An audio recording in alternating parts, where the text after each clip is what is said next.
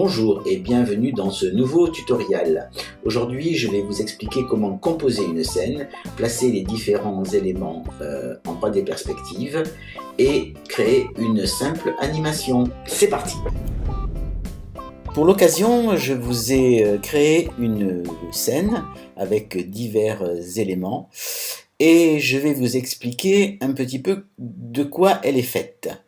Alors, ici, vous avez un icône qui va nous permettre de visualiser la 3D perspective. Je clique dessus et là, je vais pouvoir vous montrer les différents plans que j'ai mis en place. Donc vous voyez ici, on a la voiture de police au premier plan. Alors elle est décomposée. Pourquoi elle est décomposée? Parce que nous allons pouvoir mettre à son intérieur un flic, tout simplement. Là, quelques maisons, quelques éléments. Alors on peut les déplacer où on veut. Pour les déplacer, c'est assez simple. Je clique dessus et vous voyez ici, on a 3 flèches. On peut monter, on peut aller vers la droite ou alors vers la gauche, bien sûr, si je pousse par là, ou alors avancer ou reculer sur mon plan de travail. Voilà. Pour revenir, on reclique dessus et on se met sur la petite maison pour avoir le bon cadrage. Pour ajouter un élément à ce décor, j'ai envie par exemple de mettre un pont ici, sur lequel on va faire passer des voitures ou éventuellement un train. Donc ici j'ai mon pont, donc je l'emmène sur mon plan de travail, voilà, et je le pose où j'ai envie de le poser. Mais vous voyez que là, il y a un problème, il n'est pas au bon endroit. Alors, et vous avez remarqué qu'ici, j'ai un point de départ et un point d'arrivée. Ce qui fait, si je joue ma scène, voilà, ce n'est pas du tout ce que je veux. Donc, on va faire un petit CTRL-Z 2 fois pour éliminer le pont. Ça, c'est quelque chose auquel je me suis confronté assez souvent, c'est de bien penser à mettre ici ma première image et pas attaquer, rajouter un élément en plein milieu. Donc là je suis sur ma première image, je remets mon pont,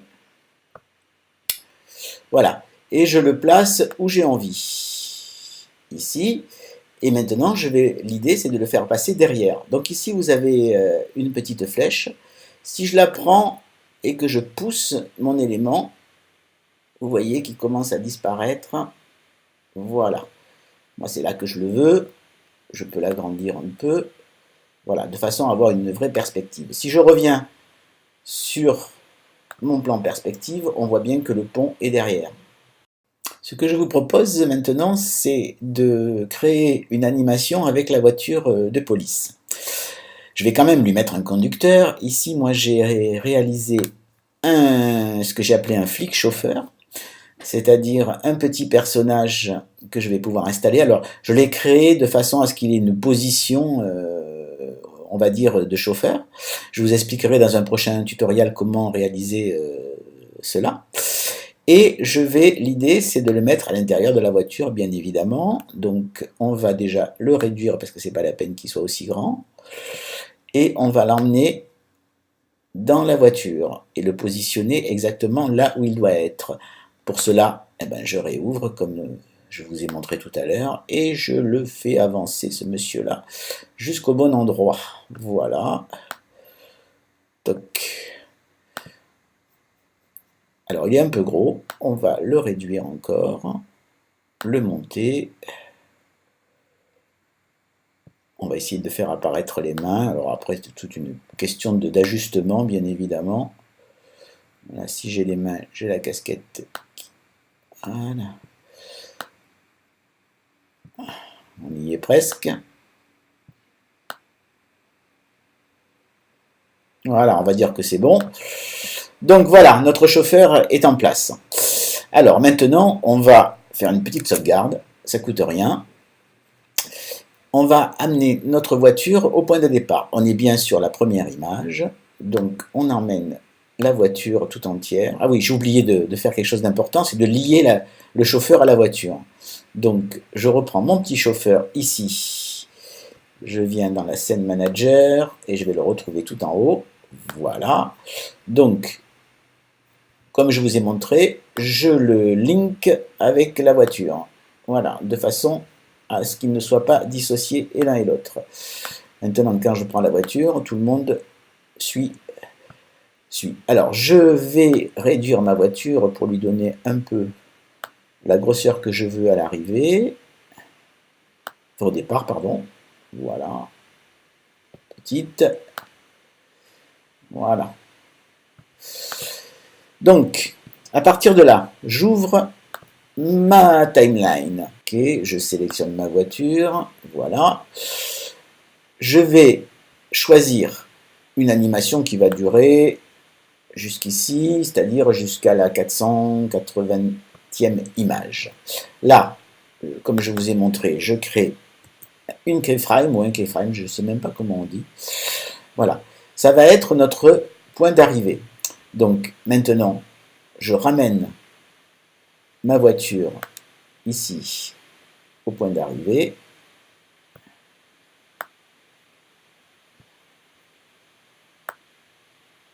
Voilà. Je vais la grossir encore et la faire sortir du champ. Voilà.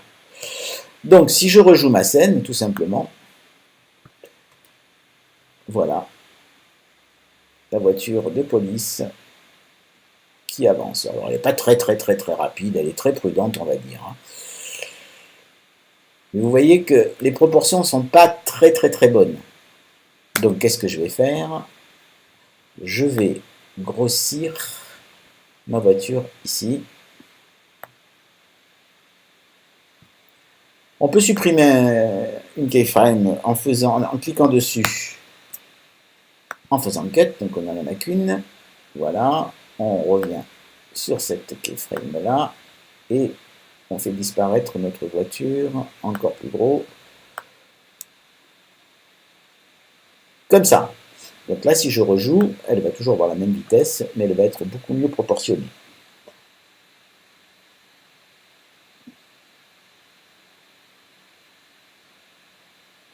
Alors, c'est un peu lent, hein, on est d'accord. Donc, on va l'accélérer. Alors, pour l'accélérer, c'est pas bien compliqué. Mon keyframe d'ici, je vais la mettre beaucoup plus tôt, ici. Et vous allez voir que ça va beaucoup plus vite. C'est encore un peu lent. Alors, on n'hésite pas. On ramène le keyframe encore plus tôt jusqu'à ce qu'on obtienne la vitesse qui nous intéresse.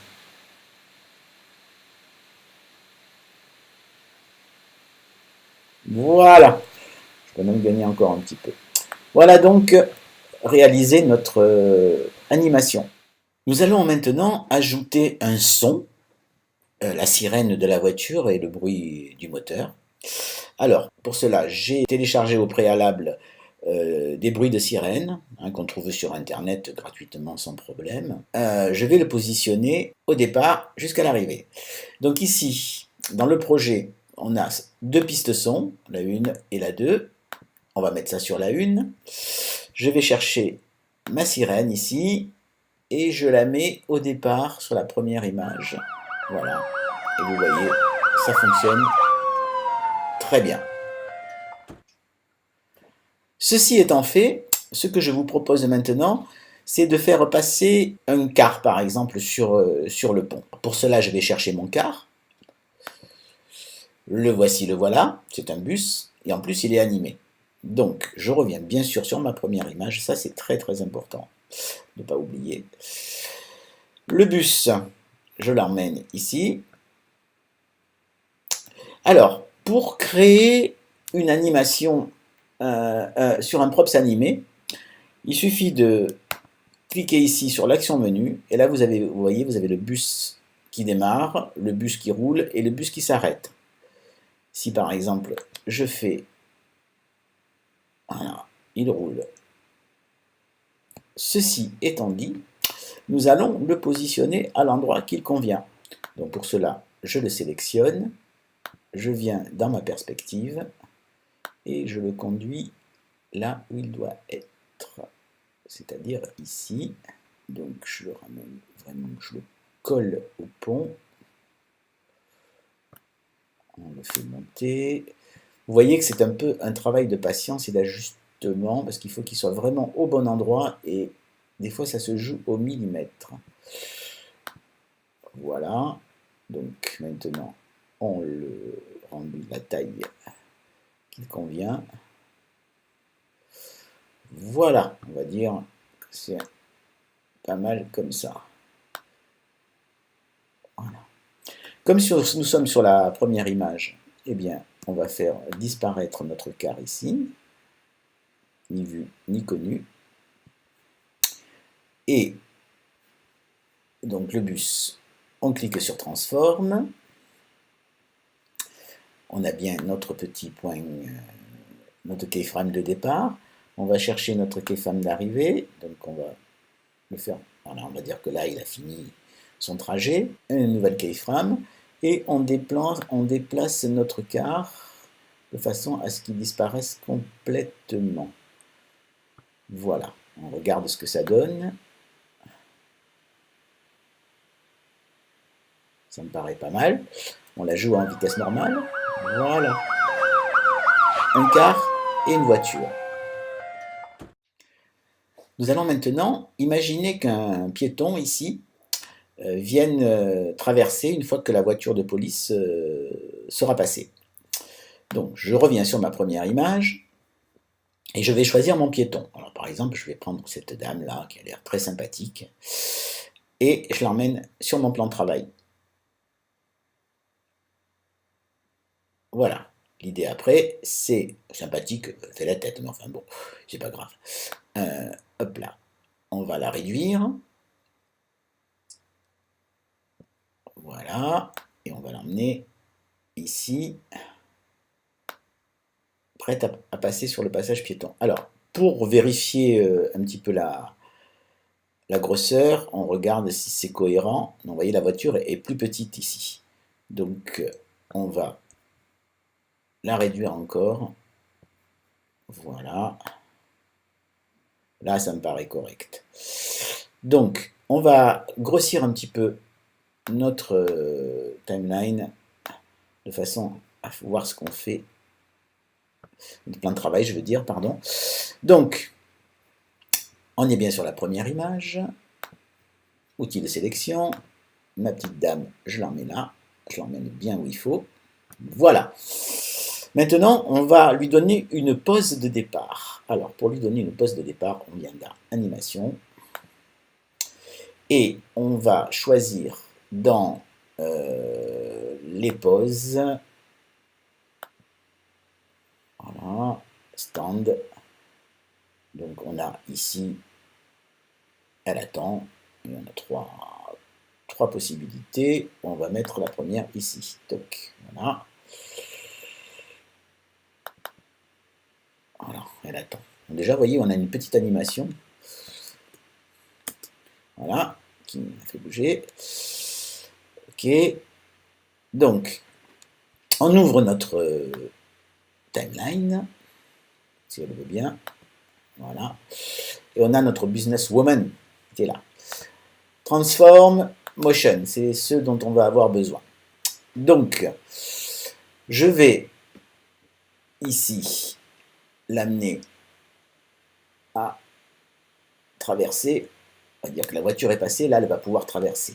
Donc ici sur Transform, je rajoute une keyframe, voilà.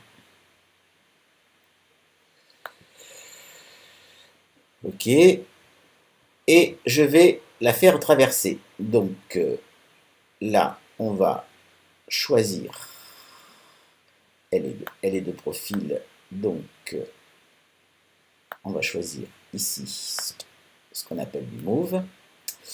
Alors move, on va la faire marcher. Vous voyez qu'on a plein de possibilités. Voilà, là elle marche tout simplement.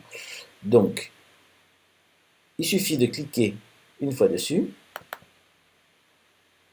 pour le départ. On continue.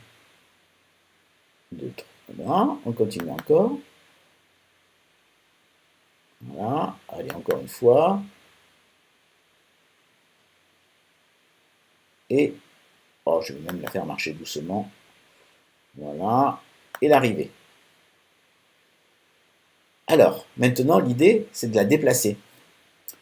Donc, on est sur notre point d'arrivée. Vous voyez ici que c'est bien, c'est la fin. Donc, on refait un petit point de keyframe.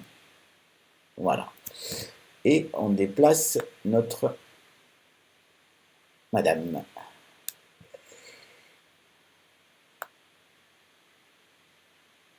Et au miracle, quand je joue la scène, voilà. Très bien. On regarde l'arrivée si on ne peut pas faire un petit peu mieux dans les détails. Sur le dernier point, vous voyez qu'elle hop, elle fait une petite glissade sur le dernier point là. Alors, on peut dire, voilà, pour éviter de la faire glisser, il faudrait lui faire un pas en plus, ce serait pas mal. Donc, pour doubler un pas, on peut venir ici, pardon, parce que là c'est l'arrêt, hein, et on va lui rajouter, vous voyez, une petite croix ici, on va tirer de façon à en mettre une deuxième. Mais peut-être d'abord, il faut que j'enlève celui-là. Ça sera mieux. Voilà.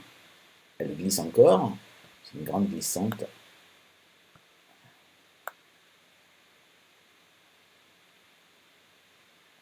Voilà. Et là, on peut réduire avec la petite flèche ici pour que ce soit plus court. Voilà. Et lui faire une arrivée, comme on a vu ici.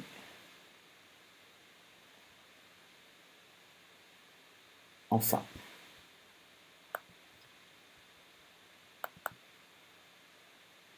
Voilà. Donc là, logiquement, on est pas mal. Elle ne devrait plus glisser. Voilà. Donc si on rejoue notre scène intégrale en intégralité, voilà ce que ça donne.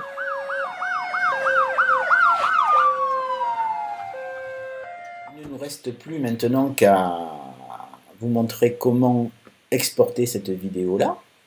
Donc on vérifie qu'on est bien en plein écran. On vient sur l'onglet Render, Render vidéo.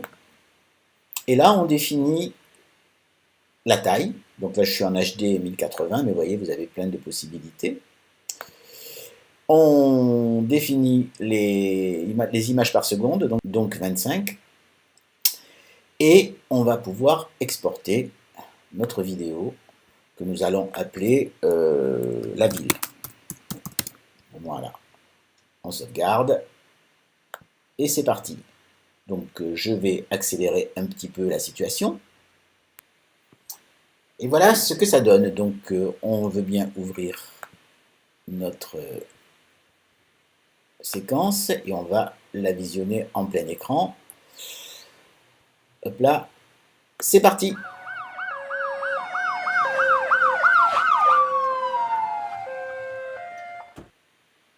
Voilà, c'en est fini pour ce tutoriel. J'espère qu'il vous a plu, qu'il vous a appris beaucoup de choses. J'essaye de faire le plus simple possible parce que c'est un logiciel qui est assez complexe et petit à petit, on ira dans les détails de façon à ce que vous soyez compétent. Merci de votre écoute et à bientôt.